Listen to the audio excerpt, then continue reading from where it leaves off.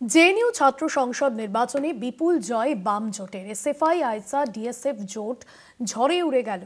ABVP ক্যাম্পাসে আবারও বাম ছাত্র সংগঠনের একচ্ছত্র আধিপত্য।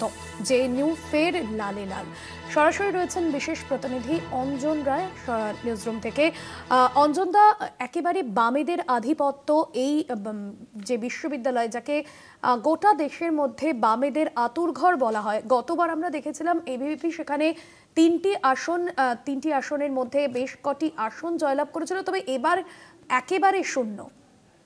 দেখো, প্রথমেই বলি যে বাম ছাত্র আন্দোলনের আতুর ঘরের থেকেও জেএনইউ কিন্তু ভারতবর্ষের অন্যতম গুরুত্বপূর্ণ শ্রেষ্ঠ বিশ্ববিদ্যালয় হিসাবে চিহ্নিত। এটা শুধু দেশে নয়, গোটা বিশ্বের কাছে ভারতবর্ষের শ্রেষ্ঠ বিশ্ববিদ্যালয় হিসাবে চিহ্নিত। নিঃসন্দেহে এটা বাম ছাত্র সংগঠনের বা বামপন্থীদের এটা বিরাট জয়।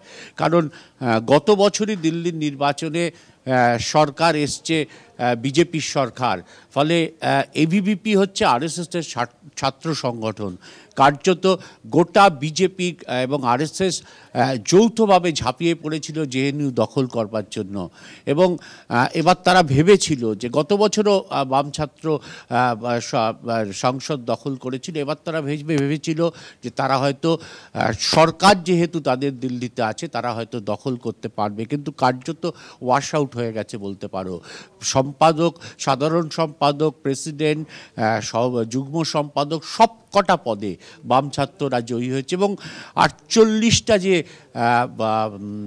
সেকশন ওয়াইজ নির্বাচন হয়েছে, সেই সবকটা নির্বাচনের অধিকাংশতেই বাম ছাত্ররা জিতেছে। এটা নিঃসন্দেহে বিজেপির মুখ পুরল। এবং দিল্লির মতন জায়গায় দাঁড়িয়ে জেএনইউর মতন ইউনিভার্সিটিতে এই ধরনের যেভাবে নেমেছিল বিজেপি এবং আরএসএস যৌথভাবে, নিঃসন্দেহে এটা বিজেপির কাছে, আরএসএসের কাছে বড় ধাক্কা। তুমি জানো যে বহুবার বিজেপি ক্ষমতায় আসার পর 2014 থেকে কখনো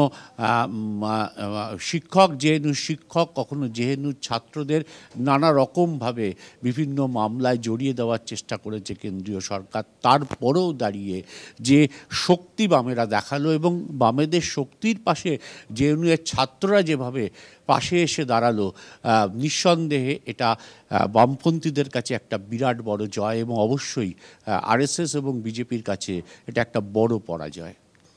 একদমই। ধন্যবাদ জানাবো অঞ্জন দা আপনাকে। সরাসরি ছিলেন নিউজরুম থেকে আমাদের বিশেষ প্রতিনিধি অঞ্জন রায়।